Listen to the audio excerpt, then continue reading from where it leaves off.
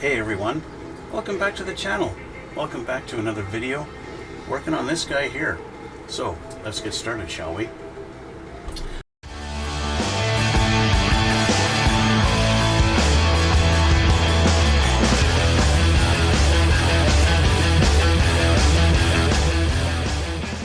Alright, so we are going to be working on our little Flakpanzer Gepard, the 1/35th scale by Tamiya. Didn't really get very much done the first time around. Opened the box, took a look at everything, and got some wheels assembled, and that's pretty much it. So we're going to continue on, still on page 1, and yeah, we're going to go from there and start getting into this thing. Alright, so first thing I want to do is change my glasses. Sorry about this.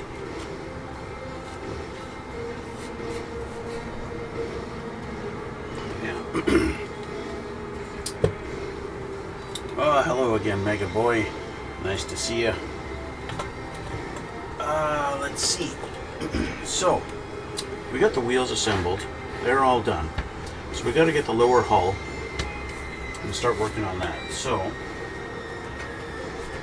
I have the lower hull here. We have all our poly caps, and so these are all just going to go on like this, nice and simple, all the way along there.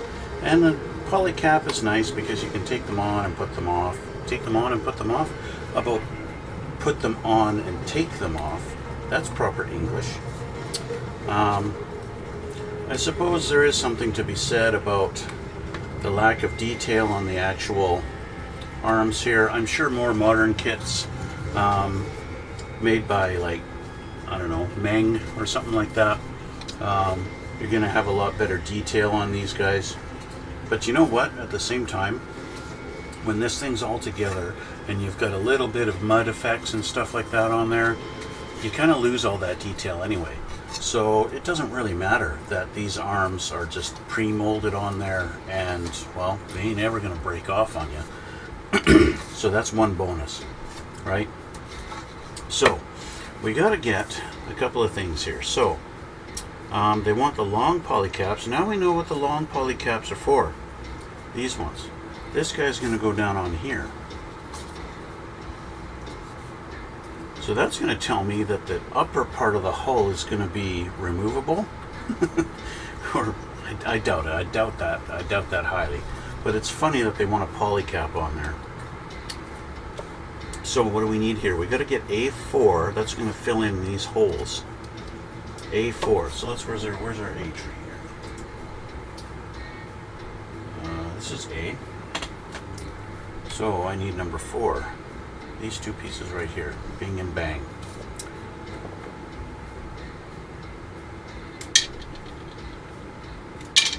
Alright. Anything else off the A tree? We're going to need A13 and 14. So it looks like a whole bunch of our idler wheels. They all have the same, it looks like flashing, but they're all they've all been cut in a weird angle. Because they're supposed to go in at a certain degree. They all look the same, except for one's got longer axles and the other have short. So they do point out we want a long axle, then a short, then a long, then a short. And that's pretty evident here on these blocks, which ones go where. You go long, then short, long, and short, just like that. So that's easy enough. So let's get these off of here.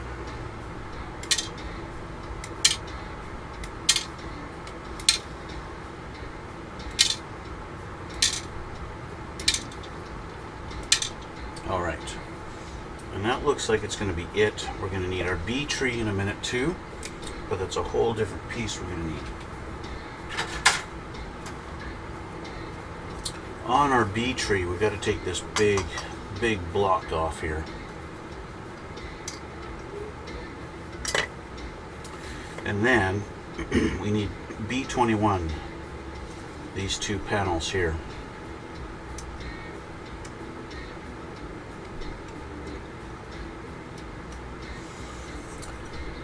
funny, you know, Mega Boy, he always says hello, like very early on in my stream, every time, but Mega Boy, you never say anything else after. It's like you're, I don't know, you're shy. You want to say hello, but then that's it.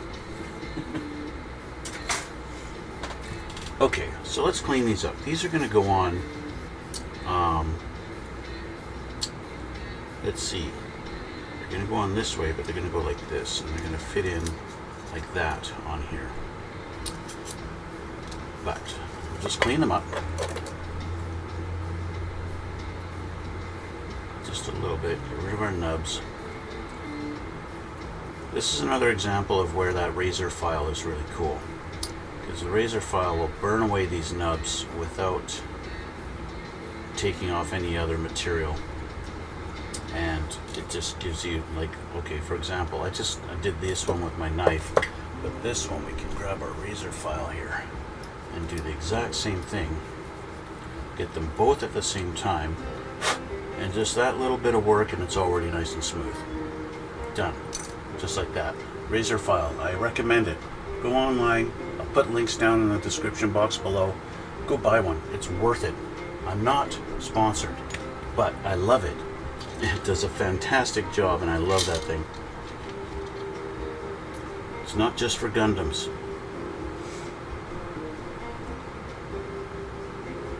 It really does work well. And even things like, okay, the nub on this wheel, idler wheel, I want to get that cleaned up. Just do this a little bit more, and it's perfect, right? Okay, maybe not perfect yet.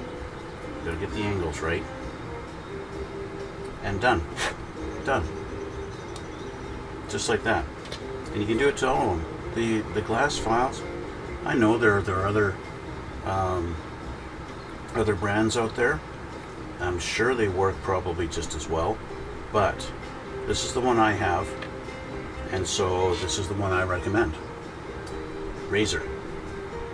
Again,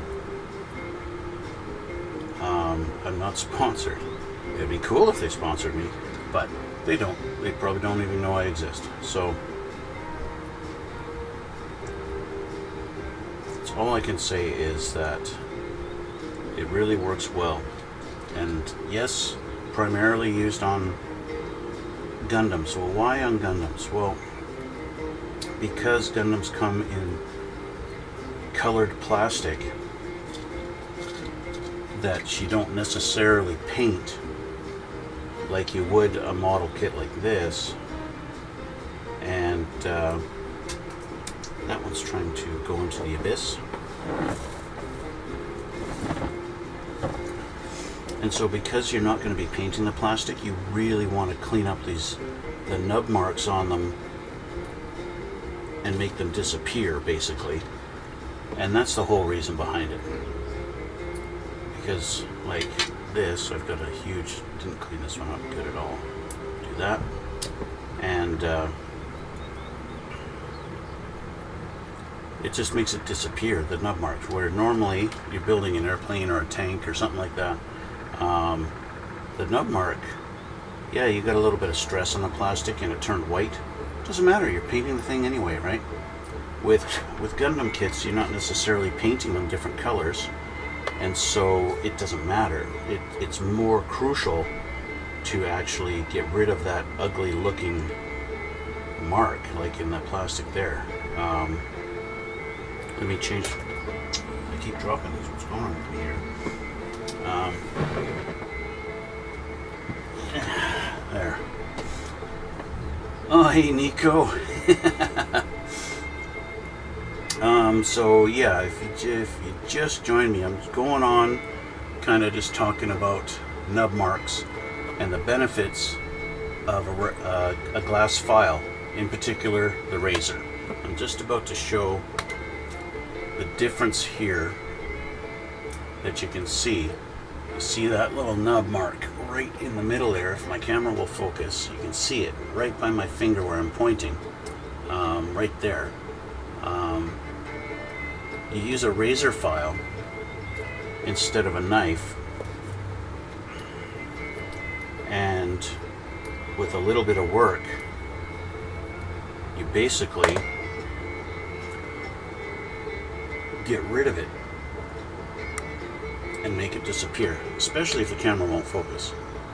See, now it's gone. And that's why I keep recommending the razor.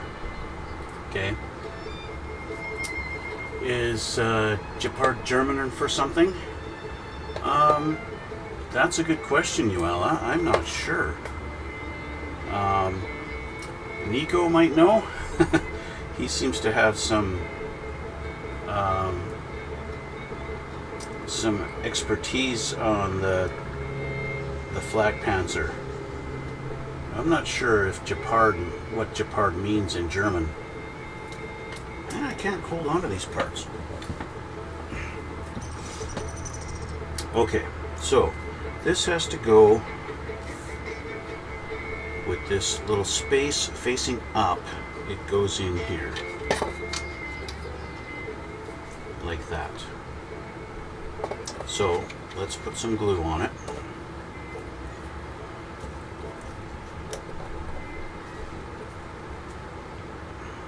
Put it on the part.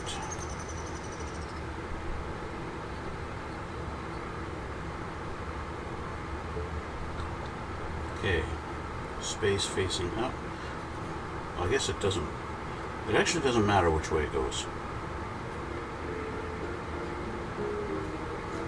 Just looking at the part, it's like, oh, yep, I gotta put it facing upright, but it actually doesn't matter. Unfortunately, there is a little bit of a gap. There's some play in there, so you can accidentally get the wheel half a millimeter off. You got me curious. I'm gonna have to Google that now.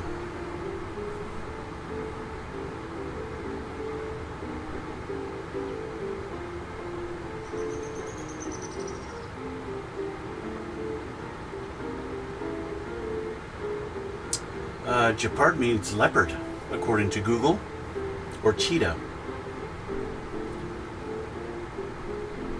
Yeah, it means cheetah. There you go.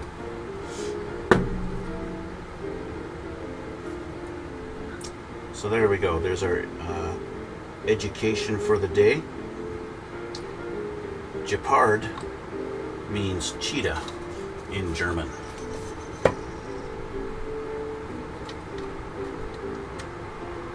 That's what Google says anyway.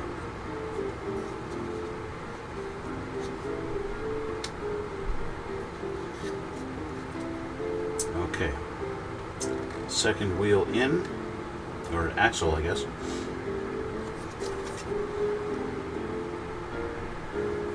There we go. Okay. So now the back piece is going to go on. So I got to clean these up here, these two nubs. I'm not going to use a file on them because this thing is going to be painted a whole nother color. I mean, first we're going to be using Mr. Surfacer Black on it as the primer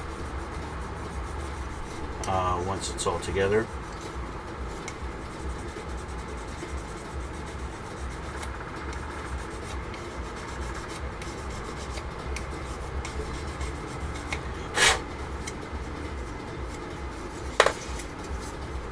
And then she's going to get camouflage. Okay, so this has to line up somehow. Let's figure out how this fits. Okay, there's a notch here, and it's going to line up with these two tabs. So there's that side, and there's that side. There we go. Oh, almost. Not quite.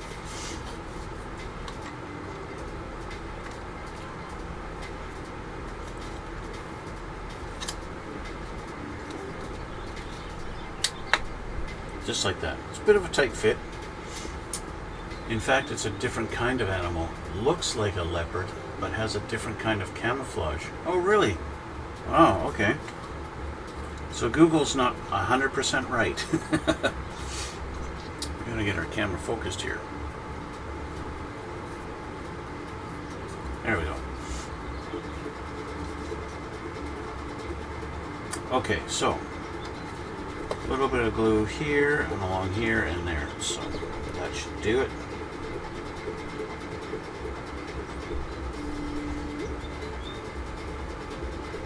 This face here and here.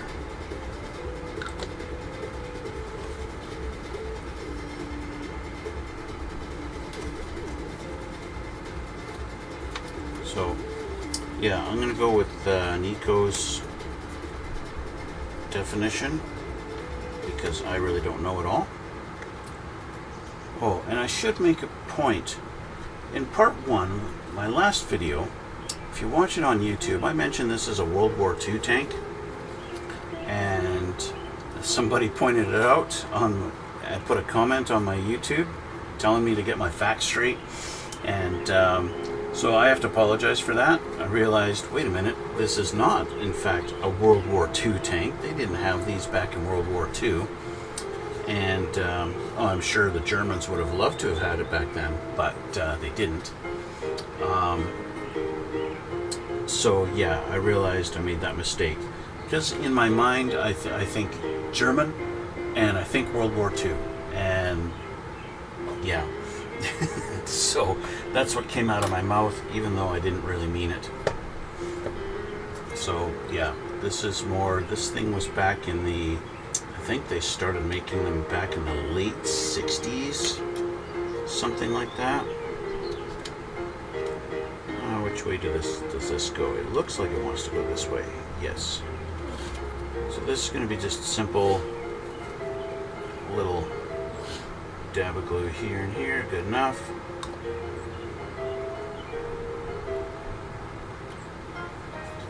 There we go.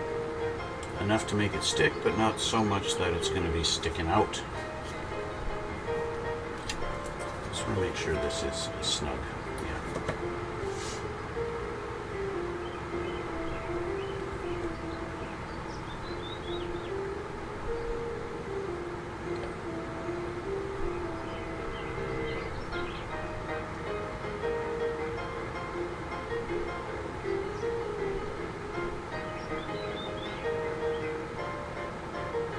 Come on, line up. There we go.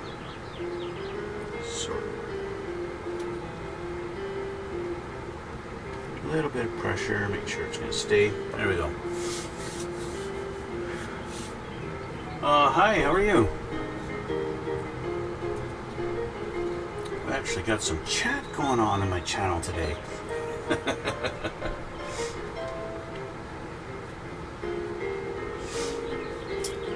And just trying to figure out how to pronounce your name. Elp1 Judd? Elp1 Judd 2? Something like that. Okay, so now those are on. Let's put this on its side. See, now that this is wider, it doesn't want to sit on its side, but that's okay. So we're going to start with a long runner, and it's going to go in here like this. And it should only go in one way, just like this, with the wheel kind of facing up in its orientation. I'm going to take paint here just to give it something to lean against. A little bit of glue on there.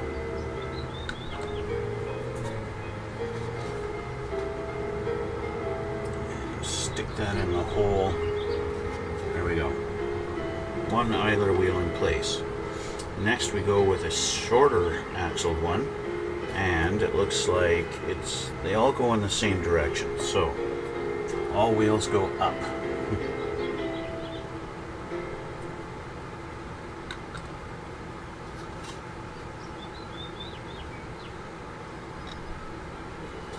They rotate just slightly so you can get that little slot in there. It's a tiny, tiny little slotted piece. I know it's hard to see on the camera because it's such a dark color. There's not really much I can do about that. Tamiya, in their infinite wisdom, decided to mold this in a very dark olive drab color.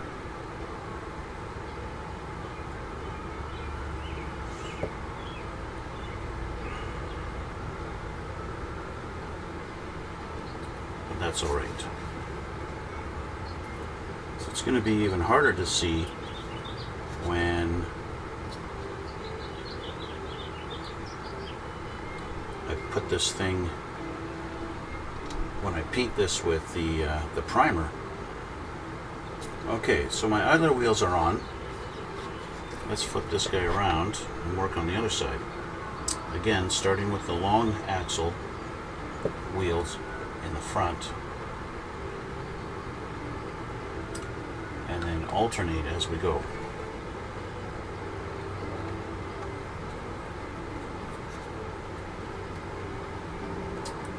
Short axle.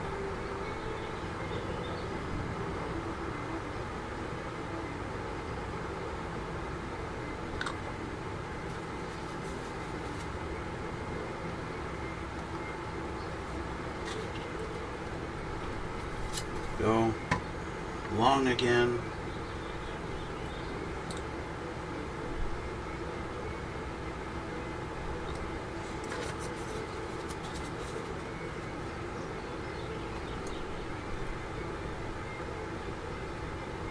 Oh, that's funny.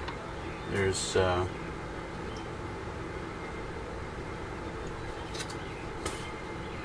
thought of building an F-35 Lightning? Yes, I have an F-35A sitting behind me, waiting to be built. It's in my lineup, yes.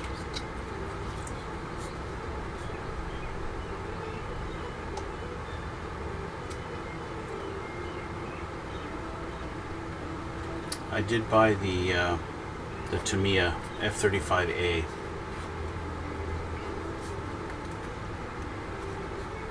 So it is back there. It's coming. I got a couple of other projects I want to do first before I build that plane. I feel like, yes, it is popular right now because Tamiya just came out with that kit late last year. Whoops. I'll pick that up in a minute. Tamiya did just come out with the F-35A kit late last year, so it's popular right now. There's quite a few YouTube channels, the guys are building them right now. It's very popular. It's funny, I got 2 spare wheels.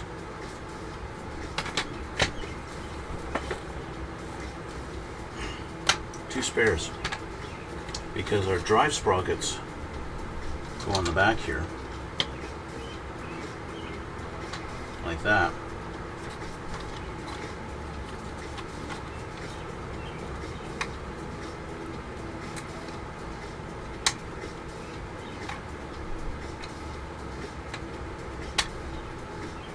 Drive sprockets go there, so I got nowhere to put these.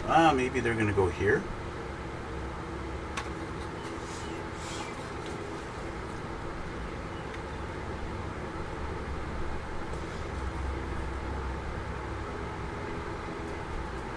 What's kind of interesting is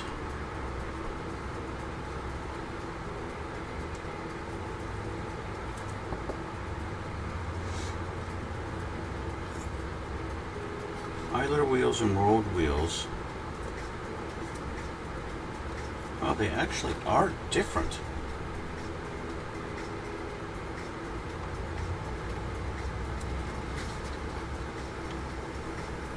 Okay, so this guy is not supposed to go there. This guy is supposed to go up front here, but they have not told me to put anything as an axle. So how is this going to go in there? There's nothing to attach it. How much kits do you have in stock? Well, I've got about 10 kits to build. Maybe 12. Something like that. I've got, yeah, I've got quite a few.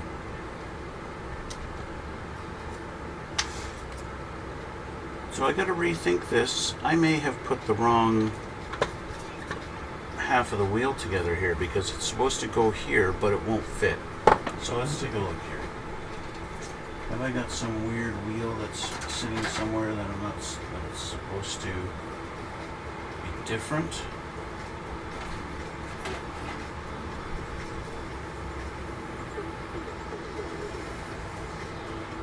Does not appear so.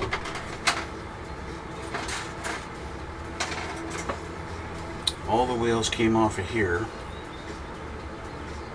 and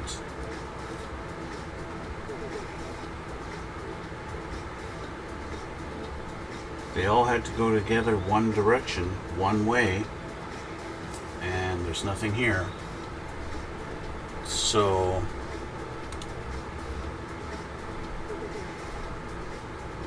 I'm not really sure what's going on with that. They don't show anything going. Ah, yes, right here. A3. These two have to go in through the back. All right. So, I didn't realize these were actually holes.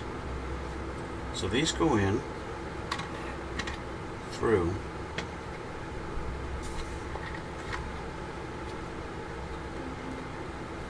I need my tweezers.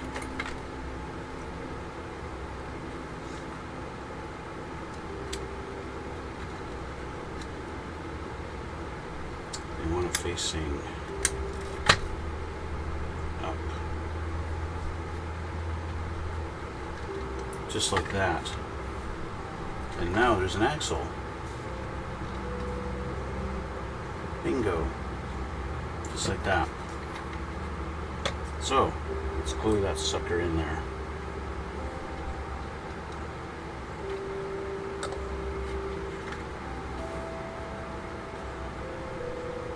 There's one.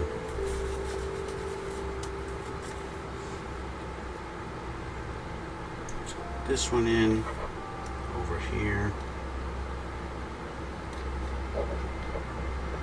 Seems to be a tighter fit.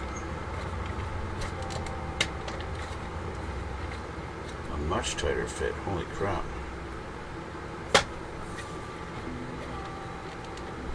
I'm going to risk breaking it.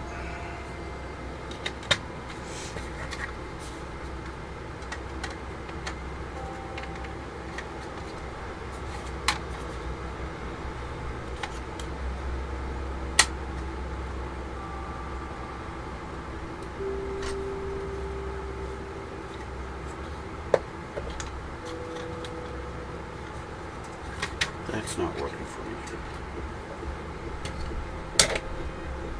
Stressing the plastic like crazy. Why don't you want to fit? Ah, that's why. Why did you choose a Tamiya paint? In like, say, Vallejo, which are cheaper, yet also a great result. I find the Vallejo paint dries too fast and is too thick. It is just a preference thing. I like the fact that I can thin Tamiya paints with lacquer thinner. I like that the Tamiya paint just flows a little bit more naturally than the Vallejo paints. Vallejo paints are, their regular model color is so thick, you really got to play. If you want to spray it, you got to put so much thinner in it, you got to put retarder in it, that kind of thing, because it'll dry in the brush. And I find it's finicky. The Vallejo paint is finicky for me. And that's why I prefer the Tamiya paint. I've got 3 boxes full of Vallejo paint colors, and I never use them because they don't spray as nice as the Tamiya paint. And that's really the only reason why. I know Vallejo does give a good result when you get it right. I don't know, I don't have the patience to play with the Vallejo paints so much to get the same results that I get very easily with the Tamiya paints. So that's basically why. Let's see here. So this looks like we're almost done. We need A5 to fill in these little holes.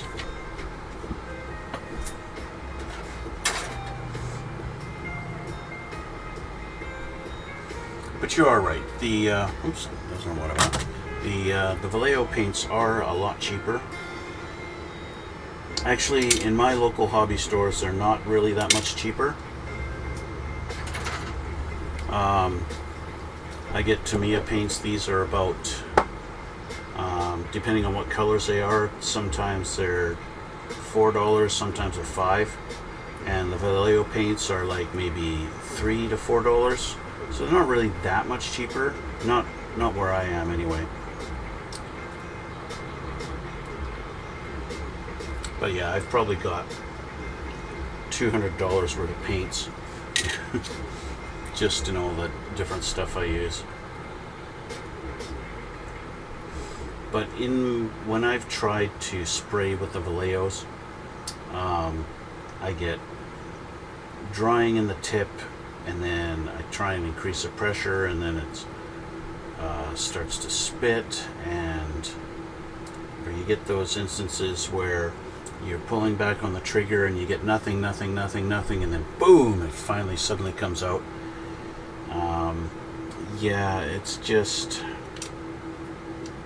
gonna sit in there like that. So let's grab our super thin.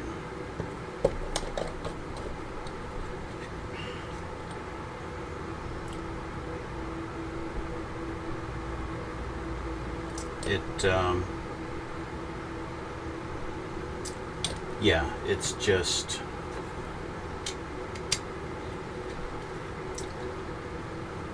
been of a pain for me with Vallejo spraying. So Vallejos, basically, for me, I prefer to do brush painting with my Vallejos, even though I've got Vallejo Model Air colors, like this red. Supposedly you can spray it right out of the bottle. I've seen people do it. For me, it's a little too thick. You got to really crank your pressure, and I don't want to spray with lots of pressure. So, yeah. Sounds like I'm complaining, and maybe I am just a little bit. Okay, I think I'm finally done with this little section here, which means we can move on to this little section. So we need B, 22, 3, 4, 5, and 6. Okay, B tree. This is the B tree, right? Yes, B tree. 22, 3, 4, 5, and 6. All on here. Do.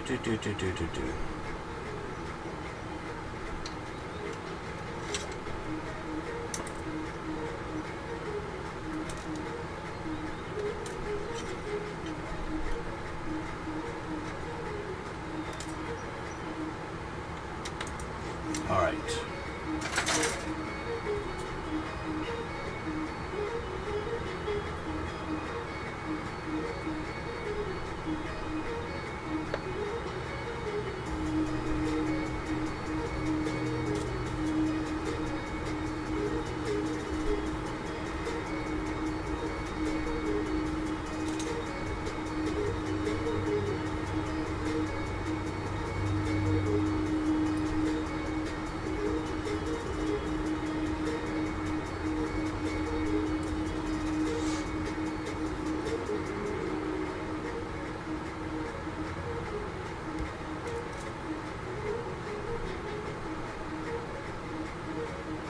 Alright, so we got this turned upside down here.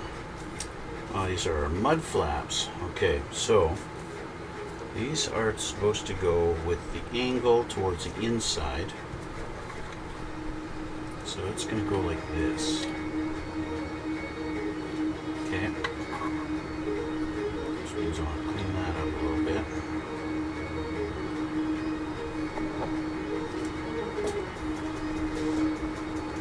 I always buy my stuff online, not many modeling stores nearby.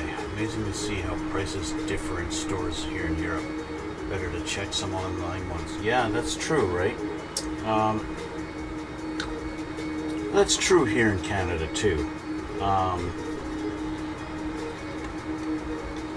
Sometimes the stores that offer cheap stuff or seem to always be out of stock.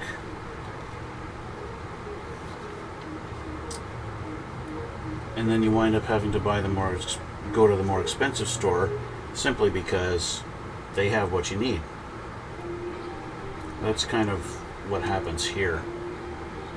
I've got a hobby store that's like 5 minutes from my house, but every time I go there, they're out of stock on what I want to buy. And so I wind up having to go to a store that's more like half an hour away. And so I'm spending more money driving there because they have stock, they have what I want. This guy just kind of sits there in his own little special little spot.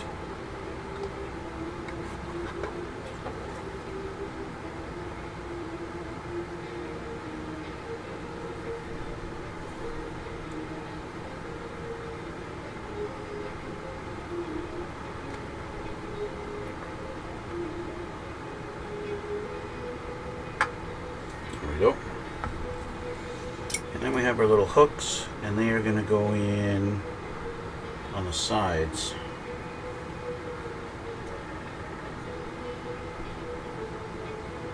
But where on the sides?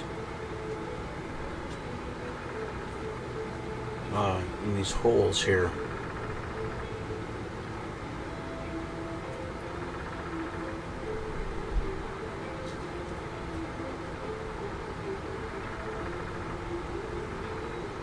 There are lefts and rights. I probably should have put them in here first. It's a little bit hard to get in there with them.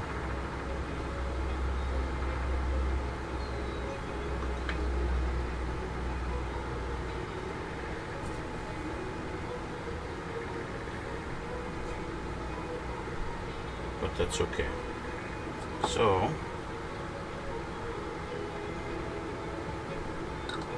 this one goes here.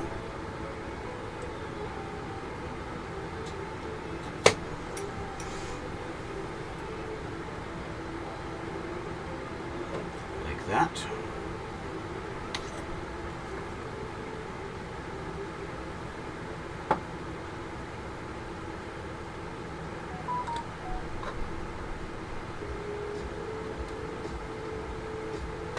And this one goes in there.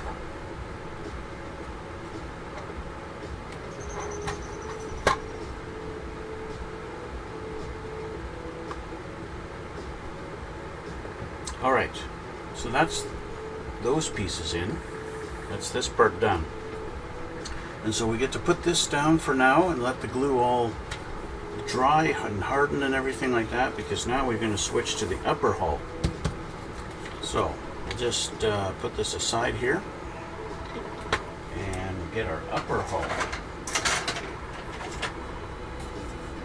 And there we have the upper hull. I love all this detail, all these little holes. Okay, let's start with the big piece. We got B12, vitamin B12 to go on the sides. We need B4 and B28. Lots of stuff off the B tree. Let's turn this around so I can read the numbers. 8, number 10, 20. So there's 28.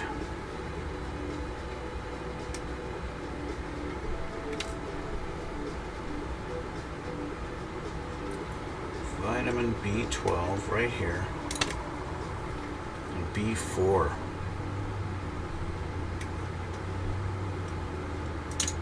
There we go. We're going to need B15 too, so I might as well set that. Okay, let's start with these.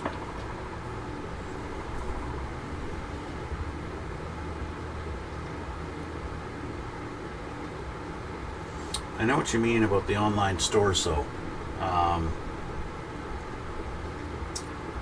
Sometimes there's just kits that you can't find locally. They just don't have them, or they've, the kit is no longer in production, and so you're stuck getting something online from a store that just happens to have stock still and haven't sold out. Or it's some kit that you really want badly, but it's been gone for a long time and nobody stocks it, and then you got to resort to eBay and hope you get an opened kit that still has all the parts in it.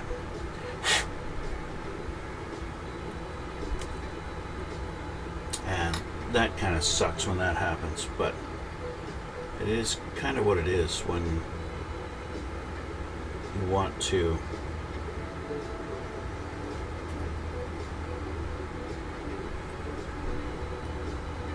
build a kit that, nobody makes it anymore. Like, I was actually surprised. I was in the middle of, if you're watching my YouTube channel, what's wrong with my camera? Come on.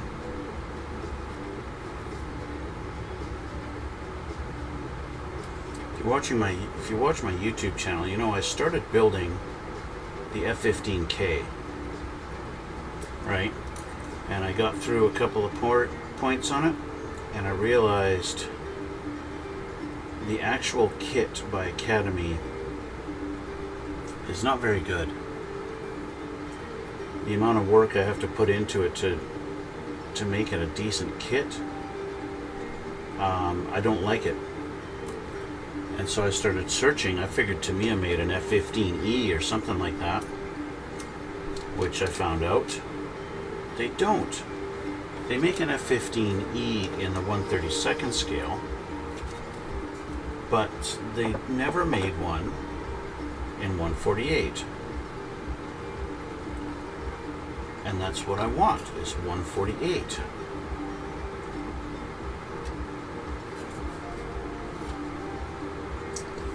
So there's our exhaust. I believe that's an exhaust port. I've seen the pictures of these things, and these are all just covered in black soot. So I'm assuming that's exhaust.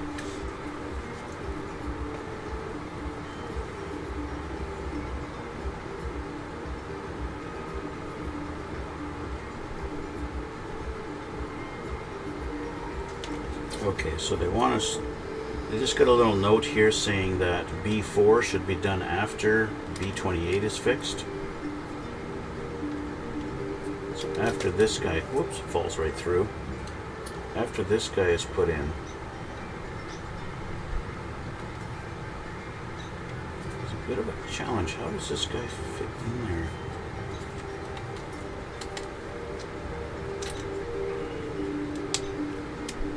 Just like that.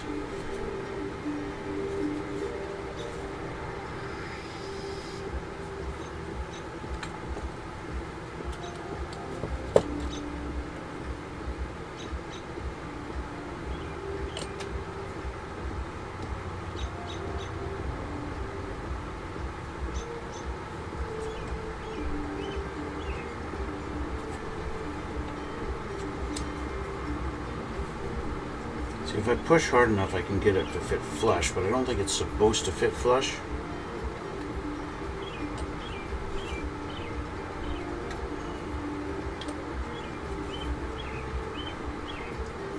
So now this one's going to go on. And this has to go along here. It should line up. It should line up.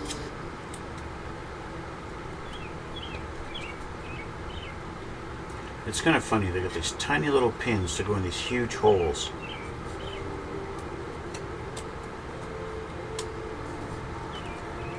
Yeah, Tamiya's standards weren't all that high.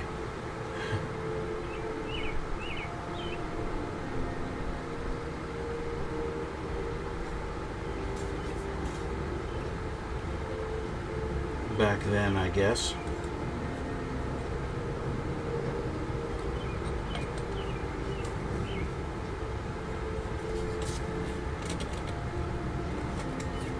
So we'll just work our way along here.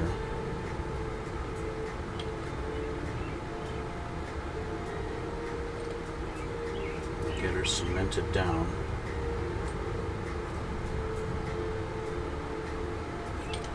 As we go.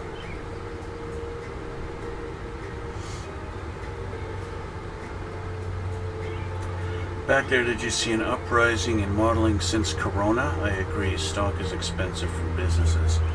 I get my stuff from the Netherlands because it's more popular here than there, I guess.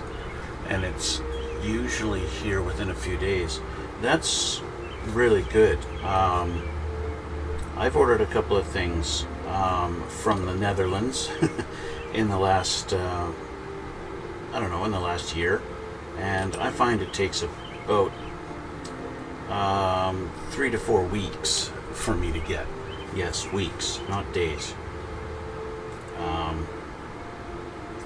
But I kind of just accept it for what it is because it's coming overseas. And yeah, there does seem to be some of the bigger modeling stores, I guess you could call them, are located over there.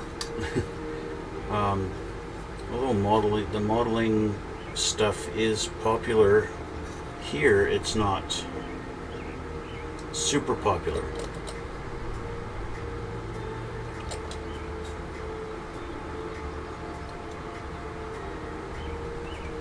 What I think would be cool is, not that I'd have to utilize it, but you go to places like Japan or South Korea, they actually have modeling stores where you can actually go in there and you can build models, airbrushing booths and stuff like that, and you just bring your paints and you can do your airbrushing there right in the store. It's pretty cool. But that doesn't seem to be a thing here at all. I think a few places have tried to do that kind of thing, but because the popularity on that here is so low that they've basically had to close up shop and go out of business. But it's a neat idea, you know, especially for like younger people who don't have, you know, or you live in an apartment, you can't set up an airbrushing booth kind of thing because of your neighbors or whatever. And it would really be handy to be able to take your stuff and go to a store and set up and you can do your painting. That would be a cool idea. Unfortunately, it's just not popular here. B9 and B10. Two little angle pieces here.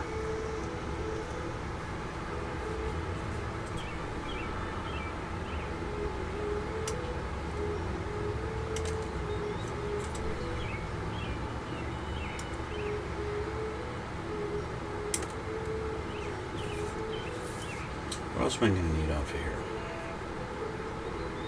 A whole bunch of stuff. Just about everything off the B tree, except for A6 and 7. I need those. A6 are the headlights. A7 is the hatch.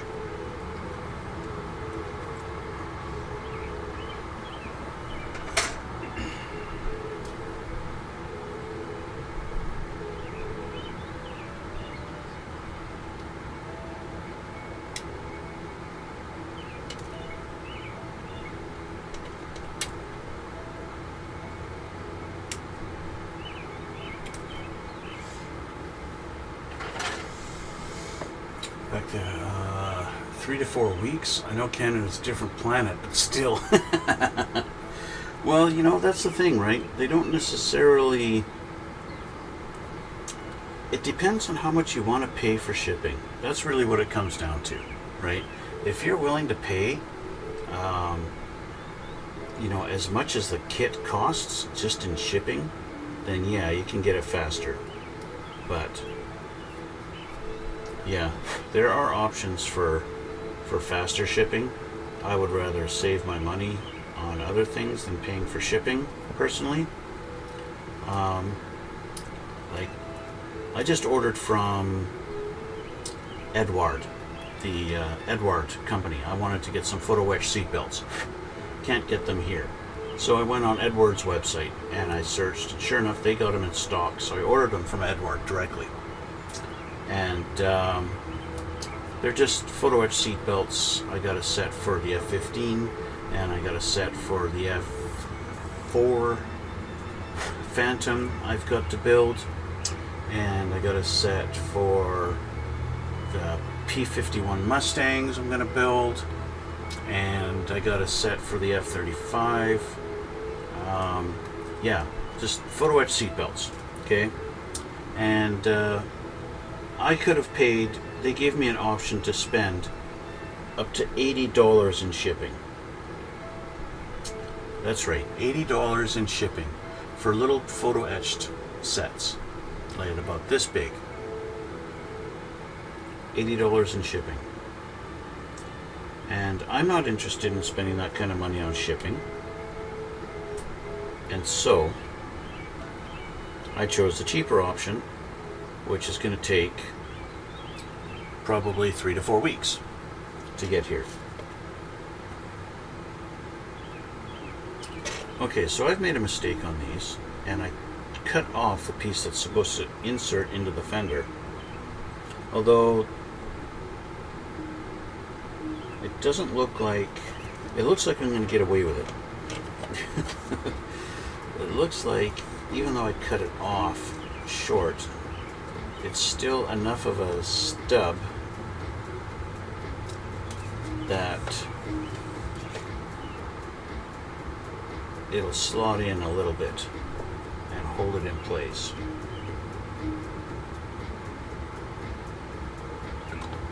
It's just not ideal.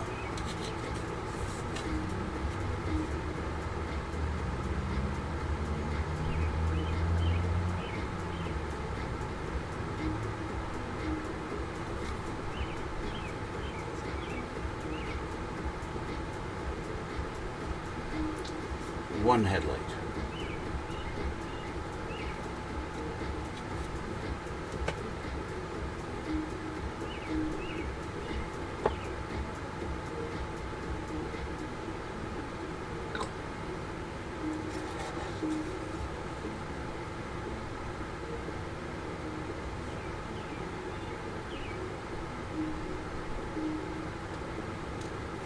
Two headlights. Let's make sure it's straight.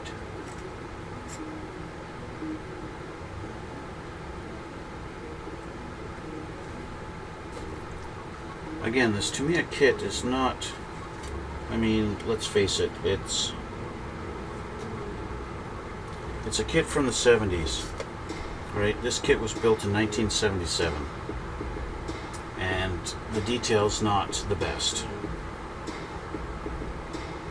And I could have picked up a Meng kit and it would have had photo etched parts in it and very detailed, because that's what Meng does.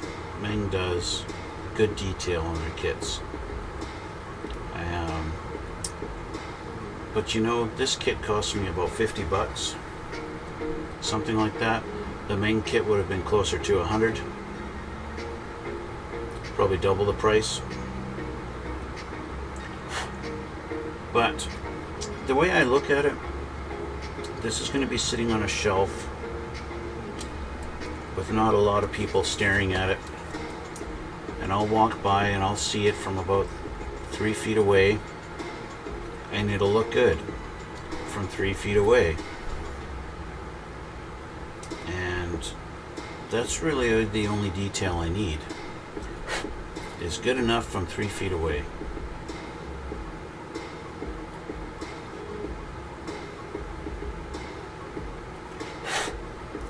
Don't really need anything better than that.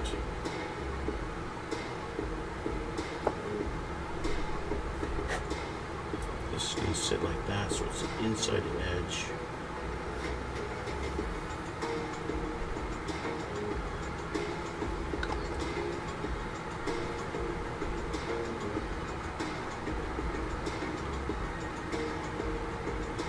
Sits just like that. Do the same for this side.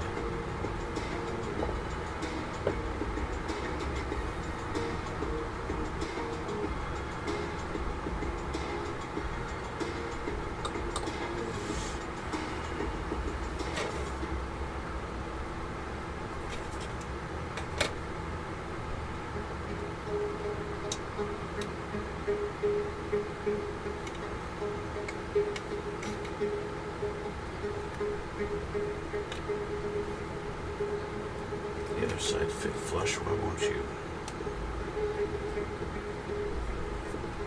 There we go. Okay, so that's on. Last is the hatch. There's no interior detail at all, so I'm just going to have the hatch down and have it closed. Of course, this peg doesn't want to fit in the hole. There we go. Tight fit for the peg, but it fits, and that's what counts.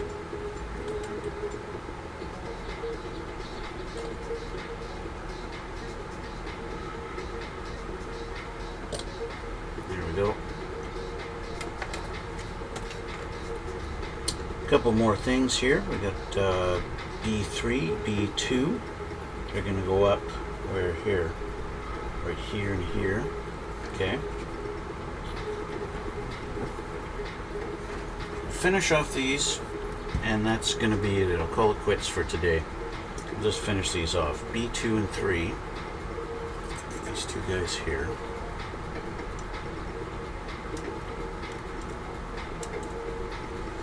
And what else do we need? We've got 2 and 3. We need 19. And we need 18.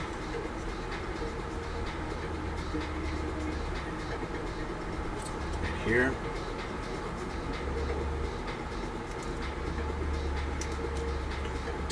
So 18 and 19.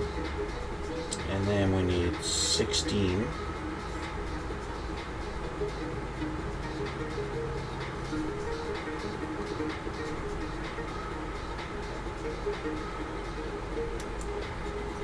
And then we need 5 and 6 hooks.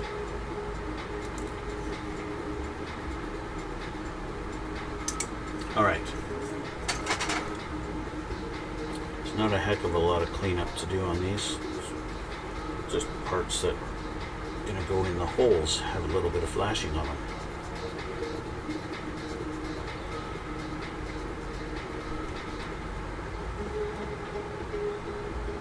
Some of these extra little doodads, I don't even know what they're for. Need to go now. Thanks for the chat. Have a great time. We'll see the rest of you on YouTube channel. Bye for now. Well, thanks, Nico. You have a good night. Thanks for coming out. And thanks for letting me know what Gepard means.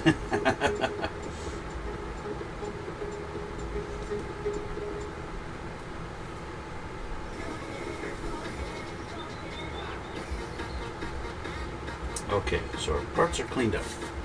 So let's start with these guys. It's a little, I think what this is going to wind up being is for the mirror. So this is going to go, how are you going to go?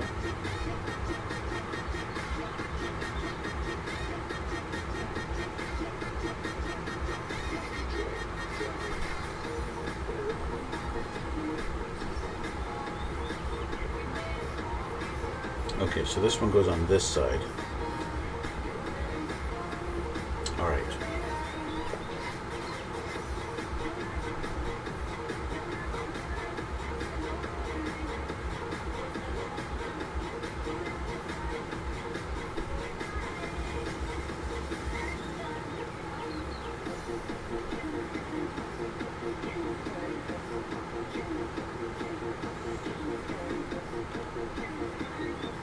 There we go.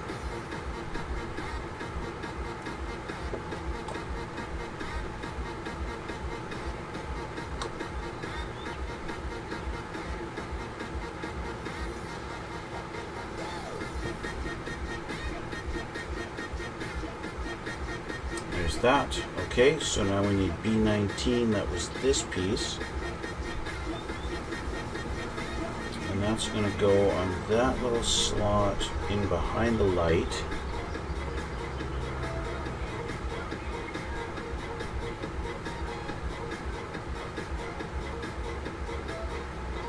Some of these, it's just a little bit. Thanks, I've sent you an Instagram about the Gepard thing. Oh, thank you very much. Some of these is just figuring out the orientation of how it is, because it just kind of sits in this little slot here, but the way they show it, it's like this, sticking up. Somehow, like that maybe. How does this one go? This goes the same direction, but they show it like this.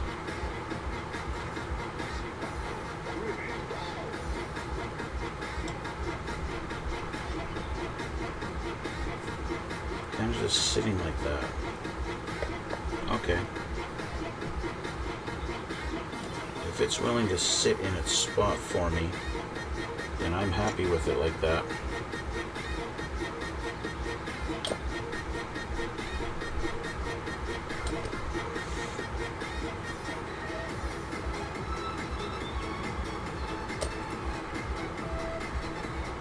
Alright, so that's those two. Next we've got this little guy who goes right in front of that light. There's a little hole for him to sit in.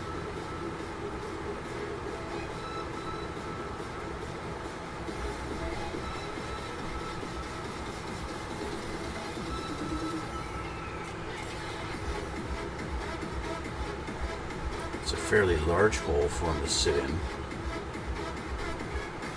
A much bigger hole than necessary. It's kind of ridiculously.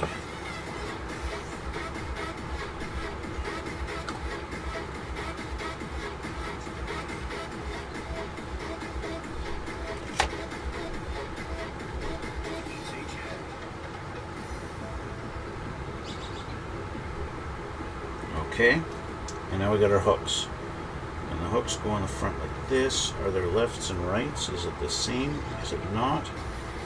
They look like they are the same mold. No, they are not the same. Okay, so they want the pin side facing in. That's easy enough. The pin goes in. Let's see how it fits.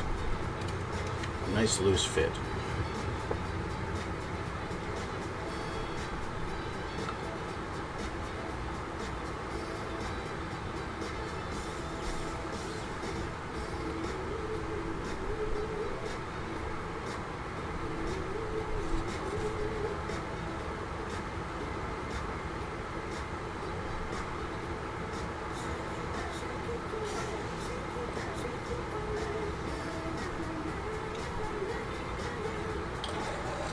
Because of the loose nature of the fit, it's easy to get this. It doesn't want to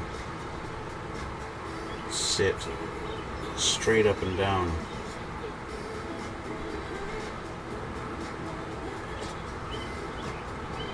Because they've molded the holes so big for the peg to sit in. But I got that one looking pretty good. Okay, so let's do the same with this one.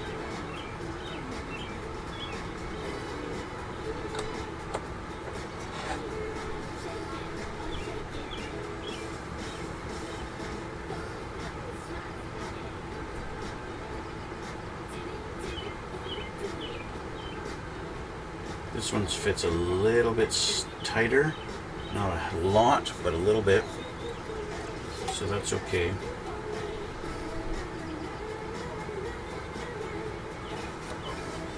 I've got this piece crooked. There we go. It's better. Okay. Just a little added here to make sure it's going to stay. Get rid of this hair. And there we go. Okay. So that's going to finish it up for this page here. This is all done now. Okay. And that means I'm pretty much done for today.